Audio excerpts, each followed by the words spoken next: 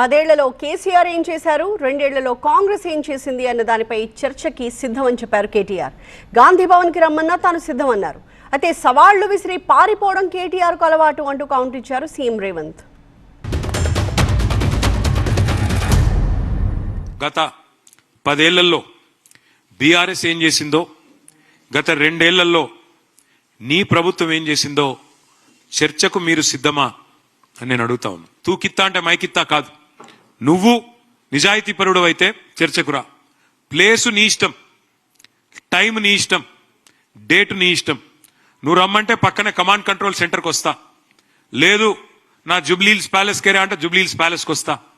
కాదు గాంధీ భవన్ రమ్మంటే అక్కడికి కూడా వస్తా. లేదా అసెంబ్లీ పెడతావా పెట్టు, అసెంబ్లీలో అయినా సరే మొత్తం రాష్ట్ర ప్రజలు చూస్తారు. దేనికైనా మేము రెడీ. కేసీఆర్ గారి శిష్యులుగా తప్పకుండా అన్ని విషయాలు కూడా అన్ని తేటతెల్లం చేస్తాం, ప్రజల ముందు పెడతామని చెప్పి కూడా నేను విజ్ఞప్తి చేస్తా ఉన్నా. అదేవిధంగా కేటీఆర్ చర్చలకు సవాల్ అంటున్నాడు. సవాలు ఇసరడం, పారిపోవడం నీ జాతిలోనే ఉంది. గంజాయి డ్రగ్స్ గురించి టెస్టులు అంటే నేను విశ్వేశ్వరరెడ్డి అమరవీరుల స్థూపం దగ్గర 6 గంటలు వెయిట్ చేసినాం, రాలేదు. అసెంబ్లీలో చర్చలు చేద్దామంటే నువ్వు నీ అయ్యా ఇద్దరు అసెంబ్లీకి రాకుండా పారిపోయినరు. మొన్నటికి మొన్న కంటోన్మెంట్లో శ్రీ గణేష్ని గెలిపిస్తే 4,000 కోట్లతో అభివృద్ధి చేసినా నేను చెప్తే సవాలు విసిరిండు. 4,000 కోట్లు ఎక్కడిచ్చారో చెప్పు, నేను రాజీనామా చేస్తాను.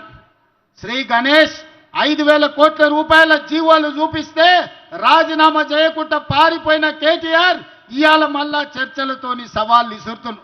నీలాంటి సన్నాసులు సవాలు విసురితే మా కాంగ్రెస్ పార్టీ కార్యకర్తలు పట్టించుకోరు.